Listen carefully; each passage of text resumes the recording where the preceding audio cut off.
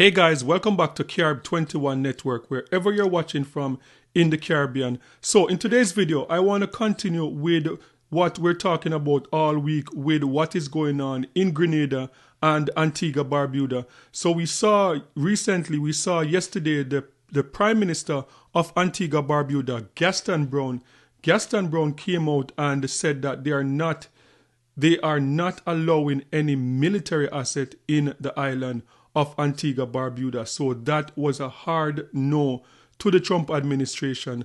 And yesterday we also saw some breaking news coming out of Grenada with a coalition of leaders in the island of Grenada. They are saying to the Prime Minister, like, look, we cannot afford to have military assets in Grenada.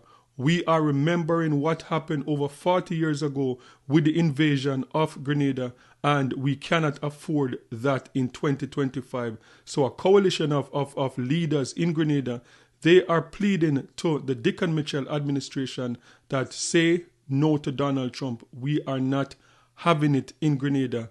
And I'm also working on some new information that I'm receiving that, look, this thing could spread, and based on what I'm hearing, St. Vincent and the Grenadines and Barbados could be a possible target for the Trump administration to ask to put military assets. So, let's talk about it.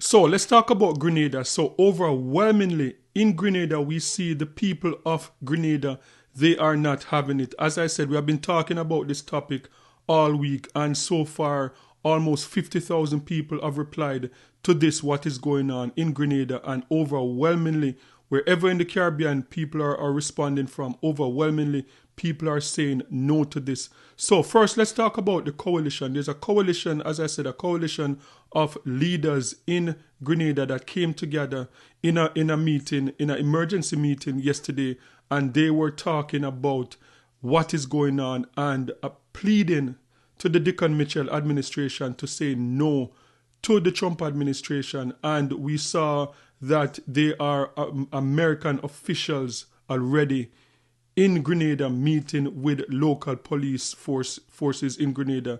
So this was the meeting that took place yesterday with that coalition of leaders in Grenada. In a meeting convened to discuss the issue, the coalition warned that any such move could threaten Grenada's safety and reputation as a peaceful nation. The members insisted that no agreement to install a foreign radar equipment should be made without open public consultation. The group is urging the government to maintain Grenada's neutrality and friendship with all nations while remaining free from external military involvement.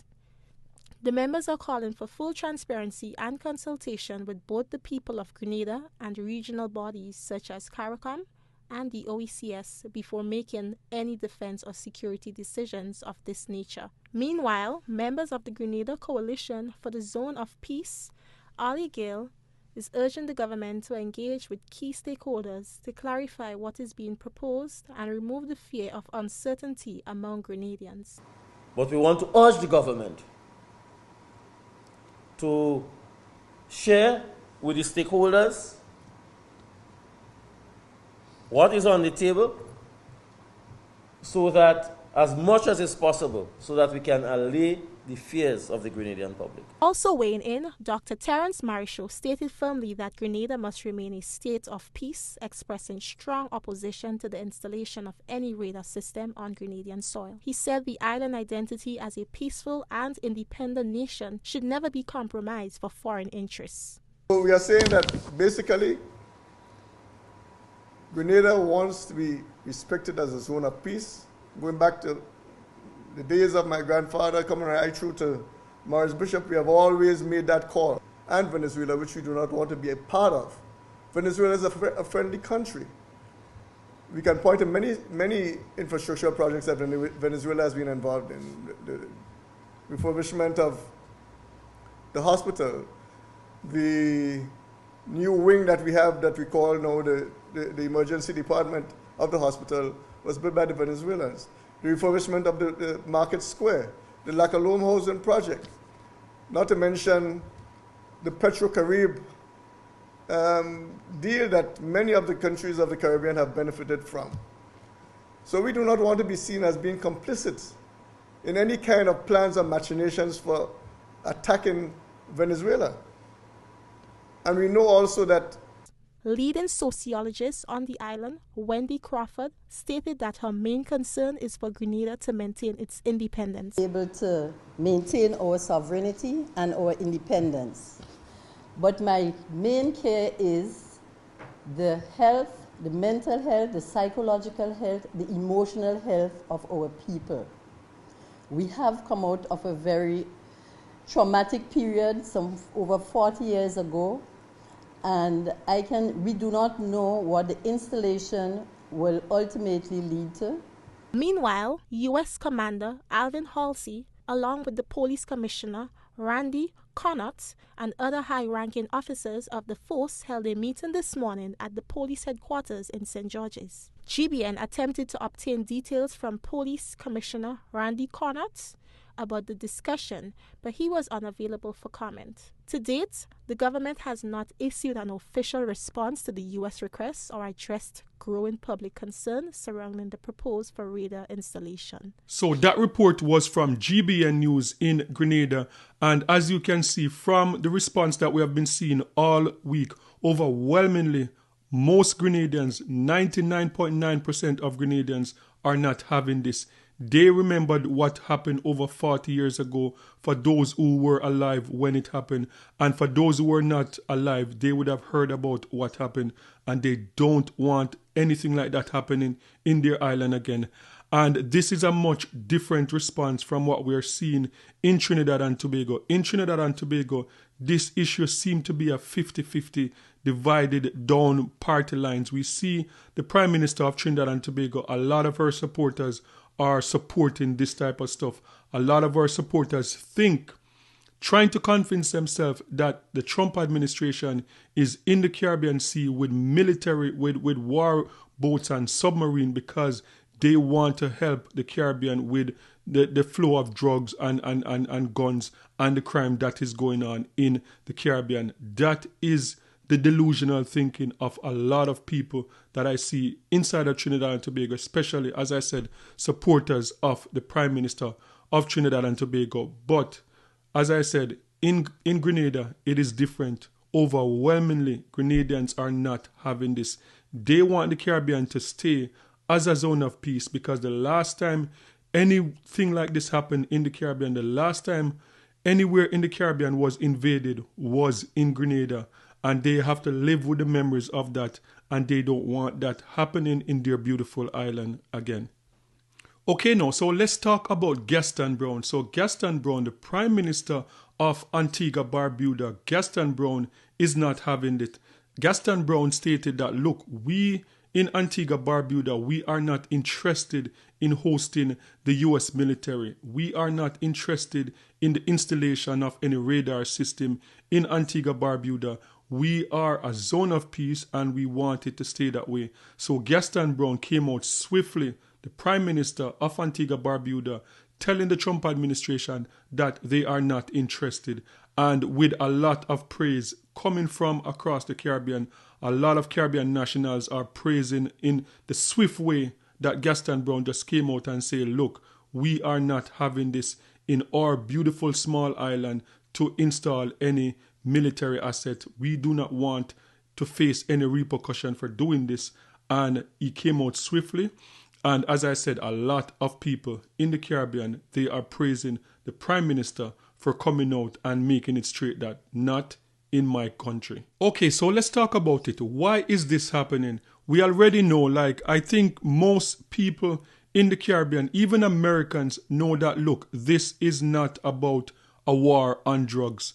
Most people, I think, have established that. I think there are only a few delusional people, maybe a 10% or 5%, who are really kind of trying to convince themselves that this is a war on drugs. But as I said, most of us know that this has nothing to do with drugs, because as I've stated over and over again on this channel for the past 10 years, CARICOM officials have been trying to reach out to the American government, different administration, from the previous Trump administration to the Biden administration, and even before that, the Barack Obama administration, they have been reaching out to America to help with the flow of illegal firearms in the Caribbean, because as we already know that over 90% of illegal firearms in the Caribbean, that they are causing a big problem in terms of gang activities in the Caribbean, they are coming from America. Over 10 years, and none of the different administration, whether the Trump administration, whether Barack Obama or the Biden administration, none of them came up with any solution to help the Caribbean to deal with this flow of illegal firearms coming from America into the Caribbean. So why would we be so delusional to think that Donald Trump is going to send the military into the Caribbean Sea? He's going to send warships, he's going to send submarine into the Caribbean Sea to help us in the Caribbean deal with the flow of illegal drugs and gun in the Caribbean. That is not the case, and we have already established that. So what is this all about? Most people would say this is about regime change. Most people would say this is about oil, because the oil, Venezuela is sitting on the biggest oil and natural gas reserve in the entire world, more than what we see in the Middle East. And we look and we see what is going on in Dubai, what is going on in the pretty much the entire United Arab Emirates, and see the development that is going on in that region based on their oil and natural gas, and to see how far that has taken them. So just imagine the potential if Venezuela is sitting on more oil than what we see in the Middle East. So we have already established that. But another thing that people are not talking about is why Antigua Barbuda, why Grenada, why would the Trump administration want to install military asset on those islands? So based on information that I'm receiving and verifying and trying to put together, this is all about dividing the Caribbean. This is 100% about dividing the Caribbean. And in order to get to this conclusion, like, you have to ask questions. People have to ask questions. As I said, why Antigua Barbuda? Why Grenada? The American military, America brags about having the most powerful military in the world. And I even spoke about it recently that the Trump administration, since they came into office, they were able to fly jets across the world and destroy nuclear sites in Iran. If they can do that, they don't need Grenada. They don't need Antigua Barbuda to launch any type of attack on Venezuela, because Venezuela is much closer to the United States of America than Iran. So America doesn't need Grenada. America doesn't need Antigua Barbuda to launch any type of attack on Venezuela. So why Antigua Barbuda? Why Grenada? And that is the question that people need to ask. And the second question is that if they are going to partner with any Caribbean island to launch any type of attack in Venezuela, why not Trinidad and Tobago? Why not Guyana?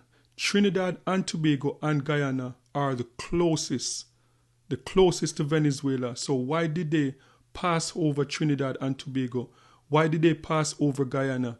And why did they go and ask Grenada and Antigua Barbuda? And if you look deeper into this, why this is all about destabilizing the Caribbean, everyone that knows especially this Trump administration and the one before, one thing that you would know if you are in tune to geopolitics, the Trinidad and Tobago Prime Minister that is in office now, she is not hiding it. She is very proud of standing right beside the Trump administration. So Donald Trump, the Trump administration, have a friend in the Prime Minister of Trinidad and Tobago. That is number one. Number two, Guyana. We all know with the threat with Guyana and the Essequibo region and Venezuela that the president of Guyana talks about this relationship with the United States of America, because Guyana, the President Ali, believed that the only way that they can survive is if they have a close relationship with America. So Guyana already have a close relationship, Trinidad and Tobago a close relationship, and people know that the Prime Minister of Jamaica, Andrew Holness, and the US government, they have a close relationship. So the Trump administration have 3 partners already in the Caribbean that they can go to at any time. So why Antigua Barbuda and why Grenada?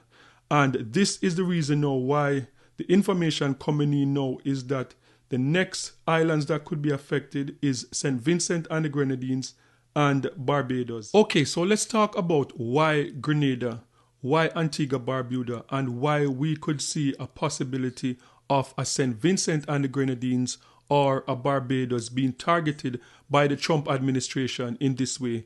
So if you have followed Caribbean politics over the years, over the past 60 to 70 years, you would know that the Caribbean is pretty much divided politically in terms of ideology. There is a socialist aspect in the Caribbean. There's also a capitalist aspect of political ideology in the Caribbean. And over the past, as I said, 60 to 70 years, there are certain parties that in the Caribbean that align with a socialist agenda. And we know that with Michael Manley in Jamaica, with the People's National Party, we know that with Maurice Bishop in Grenada, with his political party in Grenada. So what we're seeing now and what we saw in the first Trump administration is that most of the parties that don't align with the American ideology, a capitalist ideology, they have been targeted. So this, I believe that this is what we're seeing right now, because when you look at the islands that are being targeted, when you look at Grenada, as I said, Grenada is more of a socialist type of ideology. When you look at St. Vincent and the Grenadines with Ralph Gonsalves, it's more of a socialist ideology, and the alignment with Venezuela, the alignment with Cuba, the historical alignment, and we see the same thing in Barbados. So these political parties that believe in free education, free healthcare, and taking care of the poor and vulnerable, like they have been historically targeted by the American government. So I believe that this is what we're seeing now. And as I said, tomorrow I'm working on some information that I'm going to present tomorrow that will further make this clear why this is happening. So as I said, I believe that this is about divide and conquer. And one of the things that I realized is that the first Trump administration, there was a picture of the different leaders in the Caribbean that went to meet Donald Trump in his first time around as president of America. And when you look on that picture, the people that were missing told the story. Ralph Gonsalves was not in that picture. Dr. Keith Raleigh was not in that picture.